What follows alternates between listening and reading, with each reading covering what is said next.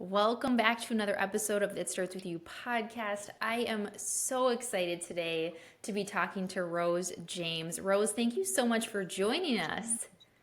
Thank you. Thank you, Julie. How are you? Oh my goodness, I'm good. When it is podcast day, I am so excited because, especially when I get to talk to amazing guests, just getting to hear people's stories. So I'm so excited to dive in with you today. For all of those of you who are listening, whether you're listening on Spotify or Apple Podcasts, wherever you're listening, or if you're watching us on their YouTube channel, Julie Menden, hello and welcome. You're in for an amazing conversation. So let's talk about Rose. So Rose James is a sought after keynote speaker, leadership strategist, and AI thought leader who helps organizations navigate the intersection of leadership, emotional intelligence, and technology, which I love that overlap because we often think they're all separate.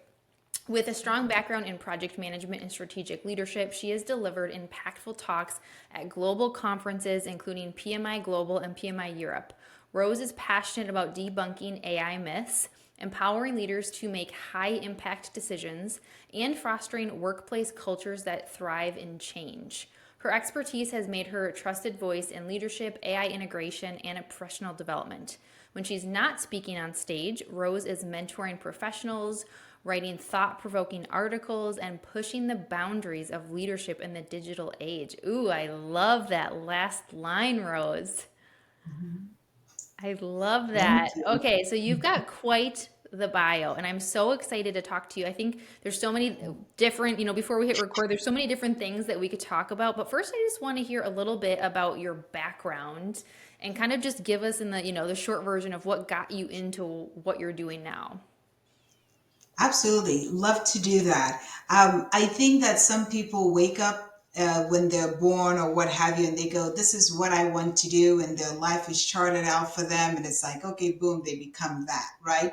I'd love to say that I was that, inspirational, at, I don't know, very young age. I said, this is what I want to be. I want to be, a strategic leader and be speaking, on the world stage. No, it was not. But I also believe that everything that we do in life informs the future, right? I think that's the best way we learn. So I started out, my career right out of college, leading people on how to live the best, their best selves. You call that a coach or what have you. And then I transitioned. I kind of took that skill. I went into management consulting. So I'm still, strategy consulting. I'm still coaching Mm. folks, but on a different side. And as I start to look at the future, I go, wow, the world is changing. How can I make an impact? And I looked at my skill set. I said, hey, I love leading and guiding and the people. What is the skill set that, or what is that job title? And I said, whoa, project management. I had a great teacher in grad school who said, Rose, once you're done with your first degree, go get a project management Mm. certification and then get a finance degree. And I said, I will be in school my entire life. Do you know how hard that is?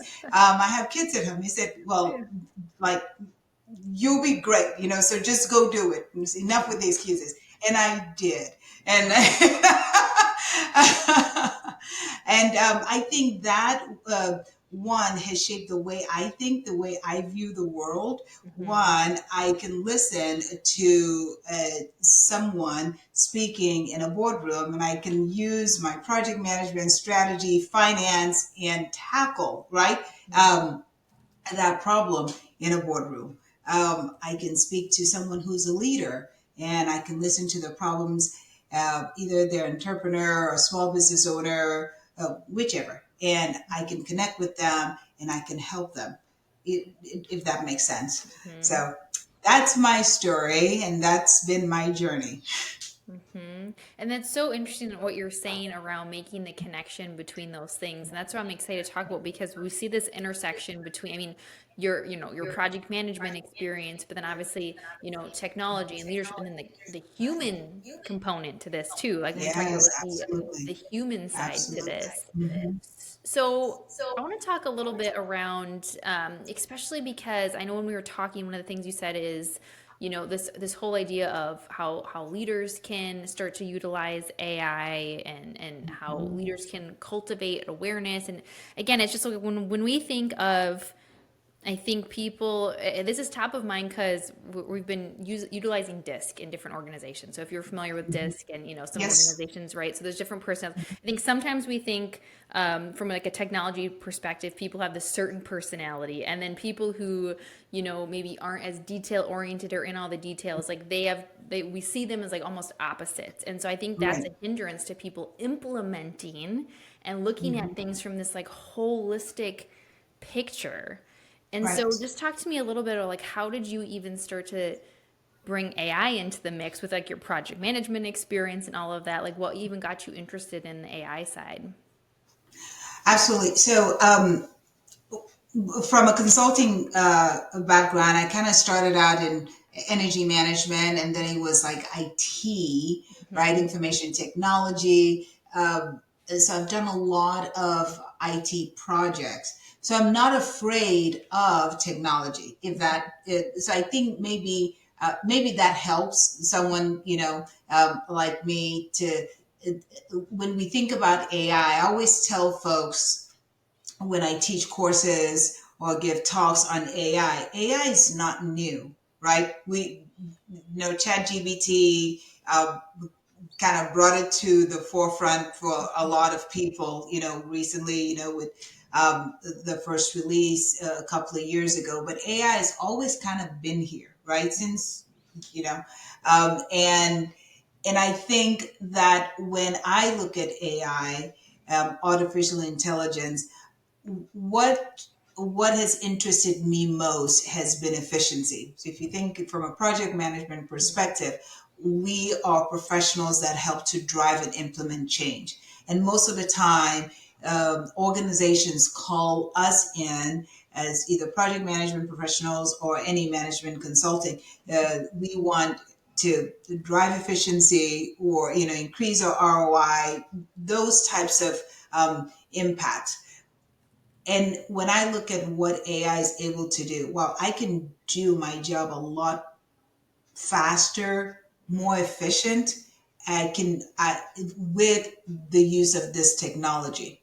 So, Hmm. for instance, where it might take me 7 hours to gather a lot of data and analyze data and then determine what is or which is the best market to move into, I can do that in, say, I don't know, 3 minutes, right? Hmm. With the use of AI. Hmm.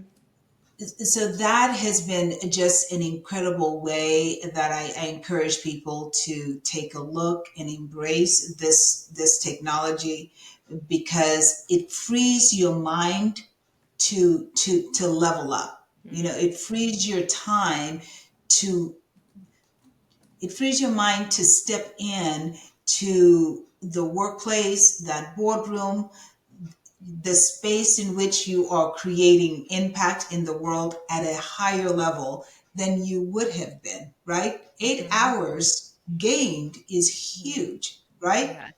Yeah. And the mental exhaustion that comes after analyzing data for that Yeah. long is incredible, right? So you free up that mental space and that mental acuity to be more innovative with your business, right? Be more innovative in your company or whatever it is that you are doing today with your time. Hmm. Oh, I love, there's so many things that I could touch on that. I mean, one of the biggest things that I want to highlight around, honestly, all the intersection of all the things you do when it comes to like project management efficiencies, AI, I'm seeing in like change. I'm seeing this all encompassing that you are kind of one of those. I would say like what do they call it with like the curve, like you're more of like an early adopter and trying to Right. like bring Yeah, people along to that. And so absolutely. and I've talked about this before, like I don't tend to be an I tend to be a skeptic to things. And so I know when it came to AI, even just a couple Right. of years ago, and like, how do I want to use it in my business? I was like, oh, that seems Mhm. like cheating. Like I had all these things. Like that seems Right. like Right.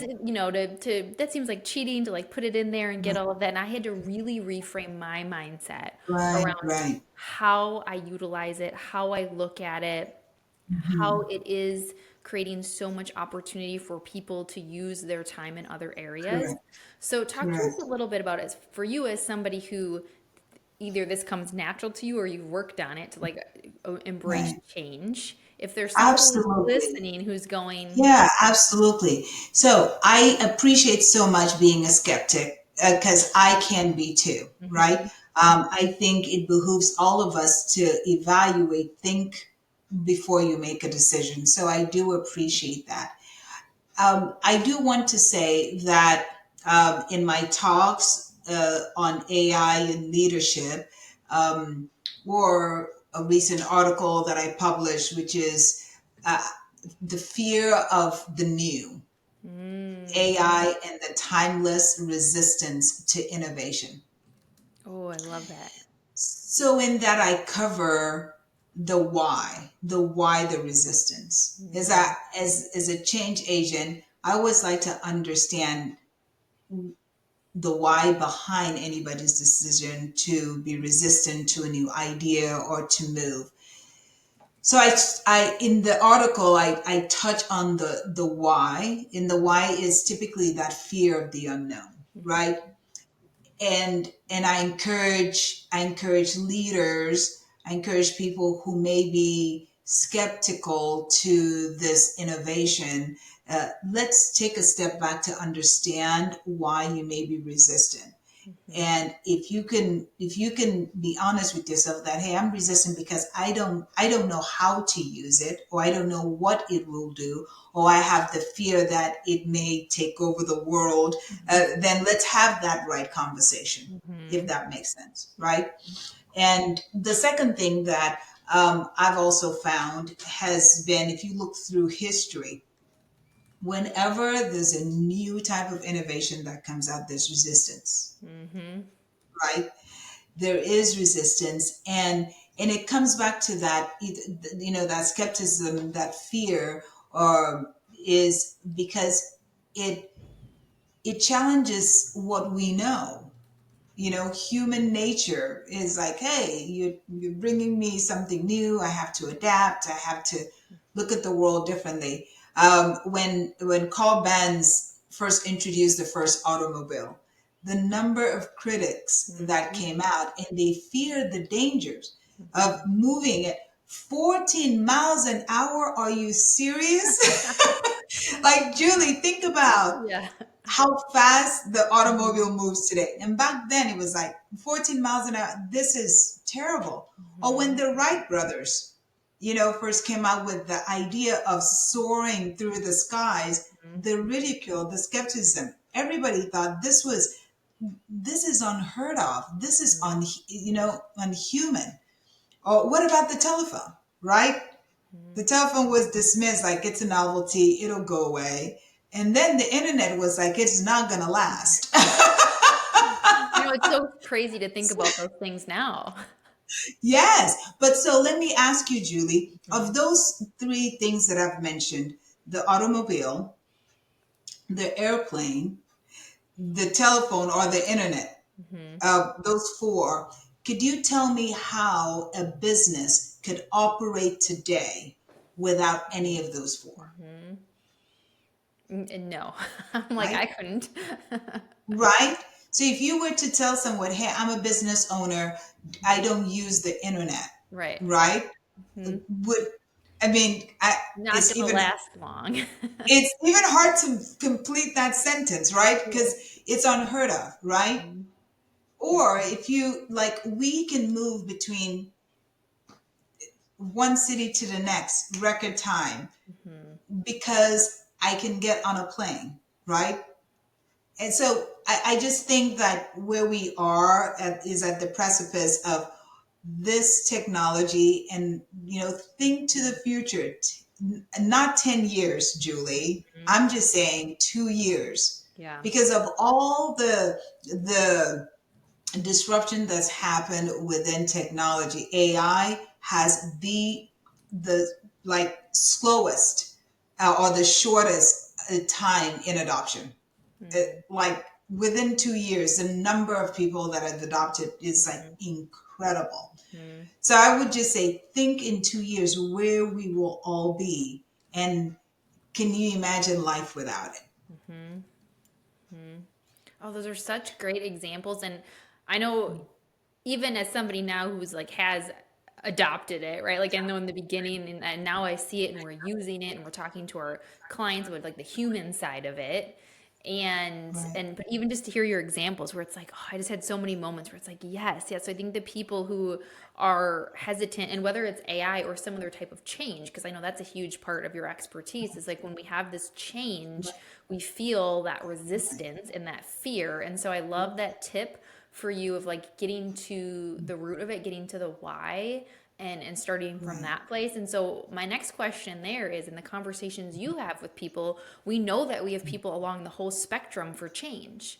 So we've got Right. people who are like going to dig their heels in and say, no matter what, I'm not going to do it. People who are kind of questioning it. And then you've got people who are like, yeah, let's do it. So, what are some things that you share of how to open up those conversations with people when there are people on really different ends of that? Different spectrums. Yeah, absolutely. So, Julia, like I said, my biggest piece is understanding the why. If Hmm. I can get to the reason behind their decision to either be resistant to this new concept of this innovation, I can strategize on how to meet that, right? Hmm. Sometimes people are fearful of new technology because they fear it is going to take away their jobs, Hmm. right? So as a consultant, I'd go into an organization and I'm implementing a new process or a new system, and you're talking to someone trying to understand. So tell me your day to day, what you do, that way I can build it into this automated process. And there's resistance there, right? Because Hmm. hey, I've been doing this for insert number of years, been doing this for 25 years, and now you're taking away what I know how to do, right? And that's the driver of their resistance, right? Hmm. So my next statement is, hey, guess what? I am going to train you on how to do your job a little differently. Tell me again how many hours it takes you to type this up, file this, analyze this, and submit it. And they go, well, typically takes me 2 days. I say, okay, I'm going to train you on this system, on this new technology, where it now takes you 30 minutes. Okay, so now you have a whole day and, you know, in 7 hours and 30 minutes. What else can we find for you to do? Hmm. And so now we're going into like restructuring of this person's job, right? And because everybody has skilled up, there's newer opportunities. I think back to companies as a whole who have a culture of resisting change, Hmm. right? So a few companies that have done so. I don't know. Have you ever heard of a company called BlackBerry? Yeah. Uh, right? Have you heard of a company called Blockbuster? Right. So these are Yeah. examples of Yes. companies who have this culture of, hey, I'm going to be resistant to this new technology that's Hmm. coming out. Right. And they got left behind. Hmm. Right. Hmm. Blockbuster, we all knew Blockbuster, right? Didn't like it was a hey, Hmm. I'm going to Blockbuster Friday evening. That's what Hmm. everybody did, right? And Netflix came in. Netflix came and changed. It's like, hey, we're going to mail it to you, right? You just pick the images, we mail it to you. So they changed that process. Blockbuster remained the same. And then they did say, hey, maybe we'll do the mailing too. And then Netflix said, hey, we're going to go streaming. And Blockbuster is like, no, we are brick and mortar, right? We're going to stay. Do you see what I mean? Hmm. But now Netflix had like just cornered that market on streaming. Now they opened the door. Amazon is streaming, Hulu is streaming, other people are streaming. But it was a little too late for Blockbuster to get on back on when they were the captains of the market, Mm-hmm. right? So I think that this culture of change really it is impacting too. You know, like a lot of individuals, and we as leaders who run these organizations, Mm-hmm. we have to be the ones that are are the pioneers Yeah. of embracing change. Mm-hmm. Does that make sense? Is that resonating with Oh you? my Right? gosh, yeah, Hopefully, because sitting there, and I know people listening too are like nodding their heads. Because if you're watching the video, you see me over here, like I'm trying not to like be a bobblehead nodding. Because it's like when you bring the Rose, when you bring those examples, it's like, yes, what happened? I mean, Blockbuster, BlackBerry, great examples of ones who didn't. They, because I think there's this balance, right? When we honor that, when there are people who are skeptical and are asking questions, I love to highlight, like, let's honor that because sometimes they do see things that maybe the people who are like, let's jump in right away Mhm. aren't seeing. And Yeah, also, if you're the person who's on the end of like, you're going to dig your heels in and no matter what, you're not going to change, even it right, doesn't matter what type of information you get, you're going to get yeah, left behind. And as we right. know, change just keeps happening in organizations and just in the world quicker and quicker. And while you don't have to be like shiny object syndrome to all the things, what Right. happens when you don't? And so I love that example, like especially as leaders, you need to go first and you need to set, and I think being authentic and honest to say like, hey, yeah, we don't have all the answers yet and we're going to work together to do it. Right. Yeah. And also one thing, I think you've got so much data behind it, which I think is really interesting too, because I have yet to find, well, anybody, but particularly, leaders and organizations to say, I have so much free time right now. I don't know what to do with it, right? All I ever hear is the biggest hindrance to people implementing things is time. And here you are saying, hey, we can free time up for you to do more strategic thinking. Yep. Yep, absolutely. And I absolutely love that. As I said, I am a skeptic, like I am a skeptic. I am an out of the box thinker. So I embrace all skeptics out there. Bring it, right? We need you to to see things that everybody doesn't see because it helps to make us better, right? Mhm. So when we think about this technology AI that we are talking about, I think it is important to embrace the skeptics. Mhm. Tell me what you're seeing that we are not seeing. Okay. Mhm. An example of what I hear is it can be harmful. Yes, it can be harmful. A transformative innovation, it can be both a tremendous good and undeniable harm. I'll give an example. The automobile that we said earlier. Mhm. Yes, automobile is great. Most of us have it or have used an automobile, and it is helpful to get us from point A to point B and even point C, right? But Mhm. an automobile also causes harm, right? If not handled well, correct?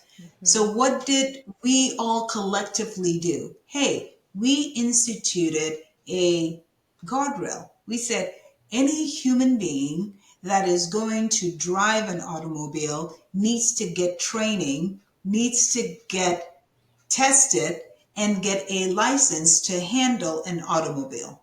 We didn't throw everything out Right. and said, hey, that automobile thing, Yeah. it's got to go Yeah. because there was an accident with it, right? So I also, I think that with AI, we do need to build guardrails around it.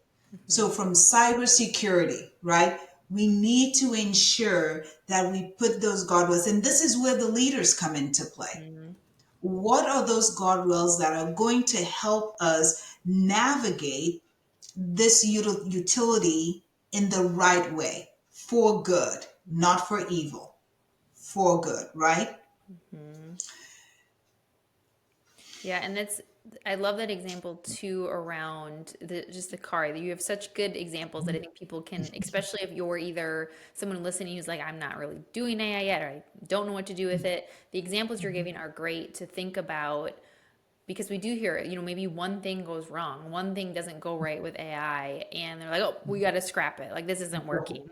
Right. And so Yeah. your example of for the cars, because again, the thing is it's not going anywhere. And if you don't figure out you'll be left behind in the industry, in the market, whatever it is, whatever space you're in, whether you're a small business owner or you're a large organization and you're a leader listening in an organization, like it doesn't matter. It's some type of scale you need to do it. And Yeah. so I think that's a great reminder of, hey, there's going to be bumps along the road, as there is with any Yes. change or new Yeah. adoption of Yeah. anything. And I love that you said that. So setting like the guardrails, and yeah, I mean, there's so many questions right now around, I guess, yeah, security and intellectual property and all of those things. And I think all of us Yes. being okay, maybe not Yes. having all the answers Right. yet. Right. I totally agree. I think the other area that I hear a lot of concerns about is, oh, AI is going to replace humans. Hmm. Have you heard that one? Oh, yes. Yeah. I mean, I don't know how it possibly can. When I do workshops on this topic, I tell people AI is a tool. Hmm. AI is a tool. Now, one thing that I do think that people, with this pervasive fear can anchor to is those who do not upskill to AI. They may be rendered obsolete. So going back to that blockbuster example that I gave earlier, right? Hmm. One time in my career, I was speaking to a gentleman, and he was he was older in age, Hmm. and he imparted some wisdom on me. He said, "Hey, I didn't always do this job," and he had like a really highly analytical job, right? Hmm.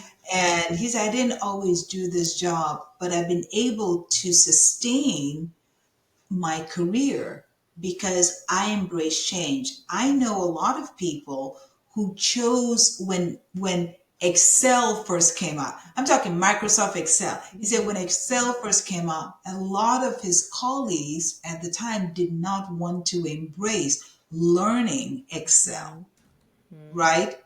And he said they are no longer in this job, right? And he's been able to, it's reshaped the trajectory of his career because does that make sense? Hmm. He actually embraced learning this new technology. And I know I'm saying Microsoft is selling, most people are going, that's not technology. Yes, it is. Yeah, but because it's so commonplace, in our Hmm. lives, right? Today, but there was a time when it was, ooh, right? That's the new thing. But just Hmm. imagine what can be done and how. Okay, so for instance, like in healthcare, an AI powered diagnostic can actually assist doctors in identifying diseases a lot faster and a lot more accurately. But it is the human touch of a doctor, which is irreplaceable, Hmm. that matters in patient care. Does that make sense? Yeah, and it actually gave me goosebumps. Like as somebody with like a history of health things, like when you bring that up, where it's just thinking of how we can, how again, it's a tool. I love that where it's like it's a tool. You're not gonna lose that connection, and people will still have that connection with the doctor. But man, think of how technology and innovations has helped with so many health things for people that we never would have found or been able to. Yeah, absolutely. Absolutely. One of the things that came up for me, a word that came up for me when you were just sharing that example about that gentleman, was just this idea of ownership and being Mm, in the leadership space. I mean, one of the things, literally, the name of the podcast is called "It Starts with You" because I really have this strong mission to mhm, help people to really own their mhm. career, own their life. And Yeah. I also can be sometimes like I always say like my tough love for people, and I think you kind of have it too, to tell people like, hey, you do get a choice. You do get the choice to say no, I'm not going to do this. And then you also have to be okay to accept the results of that choice. But when you realize you have choice, like you have ownership to own your Right, career, like this, he's decided, hey, I'm gonna learn this. It's gonna be tough, but I'm gonna learn it. right. And then you have to also own the consequences, good and bad, of the choice that you made. Absolutely, absolutely. And I could not agree more. I want to say, as we think about this technology evolution, Mhm. it is important that we don't discount history. That we go back and look at what has transpired up until this point. I'm a student of history, so I always love to make historical references, right? As I think it really helps to inform the future. Don't live in the past, but let it inform. Mhm. What great decisions were made that propelled you or propelled a country, that propelled a company forward? Mhm. Learn from that, right? Mhm. Fear is natural, totally understand that, but it should not paralyze progress, right? Mhm. I think we need to use it as a guide. Okay, understand what's causing my fear. Answer that question, and then answer the next question. What do I need to do about it? Mhm. Yeah, right? Mhm. I love it. Oh, so many things. I'm like, we could talk so many different things. I have a couple more questions before we wrap up, though. For you Yeah. personally, Rose, I'm curious when you are deciding whether like you want to make a change, or if in just in general in an area of your life, or if you want to adopt a new process or technology. Do you have a sort of like checklist of things you go through, whether like in your mind, or like what is your process to help you decide on if you're going to like implement a new change or process? Absolutely, absolutely. Why the change? That's the very first question. Mhm. Why the change? If I can answer that question, and then I'm bought in on the why of the change, I'm gold. Mhm.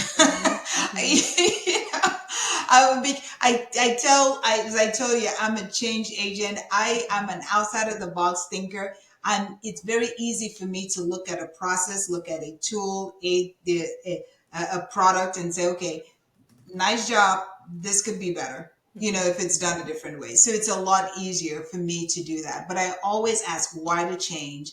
And if the change is going to be beneficial, is going to drive progress, is going to have a higher impact, is going to bring efficiency, which is a big biggie for me, Mhm. then I am all in. Mhm. But if I don't understand the why behind the change, Julie, I'll go seeking the why behind the change, right? Mhm. Because there's an adage, if it's not broke, don't fix it. That's a big one, right? If it's not broke.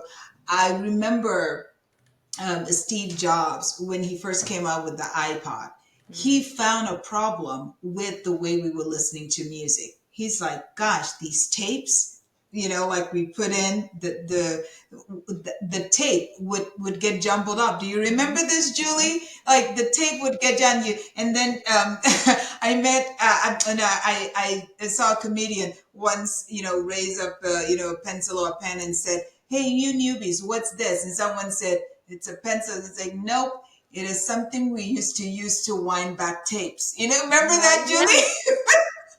Yeah, you need to like to get it back in there.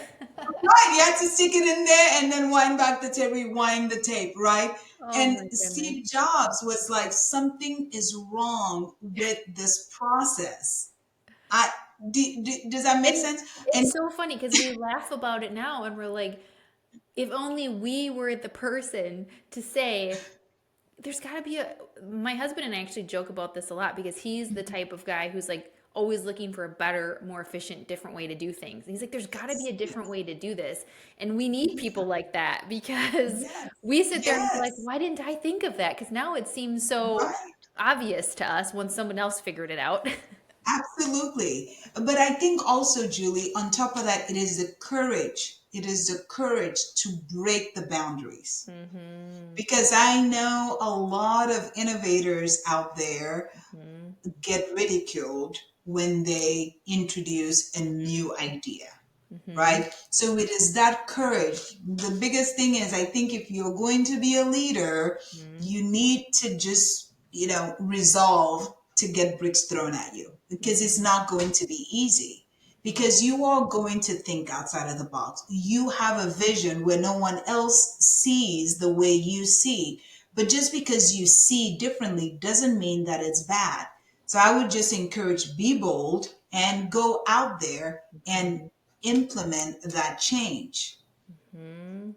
I love that. Yeah, that be bold and yeah, be okay that when you're going to be the one questioning things, when you're going to be Right. the one saying, can we do this better, differently?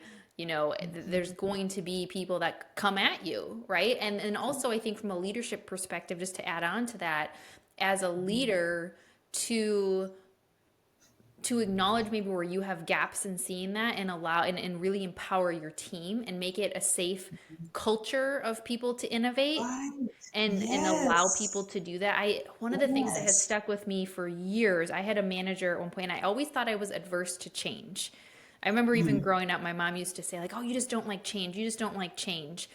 And I had a leader one time say something to me where, and I kind of had adopted this identity, like I must not like change. She said to me, she's Mm-hmm. like, Julie, it's not that you don't like change. It's that you need to understand it. She's like, you poke holes in it to understand the Right. whole thing. And once you Yes. understand it, you get on board. And it Yep. completely reframed it for me because I'm like, I love and it. it makes sense Yeah. with all of my strengths finder, my discus has like Right. all the things, like my Right. personality. So I think we Right. need people like that, like her and Yes. leaders like those of you listening Right. Yeah. to do that for other people, to give them permission to question and try new things. Absolutely. Absolutely. I so love that. And kudos to that leader that reshaped the way that you view yourself. Hmm. Because it can be a lonely place if someone says, oh, you don't like change. And then, and when an innovative thought comes to you, you're not inspired to speak up, right? To Hmm. speak out. Hmm. And I always encourage leaders, create that space. Hmm. Create that space, because you never know where the answer would have come from. I Hmm. listened to I listened to this leader, and his name escapes me a moment. I have to look it up and send it to you, Julie. And he talked about this idea of diversity, right? And he said, when he was at, at the at the table and they were about to launch a strike, um, there was a young lady who was in charge of going through the checklist. And at first, people weren't listening to her, because she was in a space where there were mostly men. Hmm. And, she was this small framed young woman, right? People weren't listening to her. So they could not move forward with that strike. They Hmm. had to go back, reassess all their plans, and then she gave the go ahead. And he talked about the difference that made. They went through that whole strike, came back, not one life lost, right? Because she was bold. One, she was bold enough to call out, like, you're not ready, you're not ready, and you're not ready. Hmm. And two, her leader made space, ensured that she had the space to speak out, even though most of the people in the room were not listening to her, that, at the very beginning. And he called everyone to attention and said, you have to listen to her. Hmm. So I appreciate your story about that leader, Hmm. and I hope that this is an inspiration to all leaders out there. Uh, make space for your people to speak up, to because we all have different gifts. You were talking about the strength finders. We all have different strengths, and we see things differently, because you never know that voice that you are not suppressing could be the voice that changes lives, that saves lives. Oof, it's like a mic drop. I'm like, I got goosebumps when you said that. It's so true, though. It's so true. Oh, this has been such an amazing conversation, Rose. I'm curious, what's something exciting that you are working on right now or that you have coming up that you just want to share with us and with the listeners? Oh, Julie, I am so super excited. I have an amazing opportunity to speak about the difference, the impact that we can make in the project management space, how we can use project management skills, agile skills to address a humanitarian need. In this case, I'm speaking how we are using project management to address global hunger. I'm one of the handful of people that's been selected from submissions from all over the world to go to Europe and speak at the Project Management Global Summit in Barcelona. Wow, that's amazing. That's amazing. And for such an amazing effort, right? Like for something that's so important.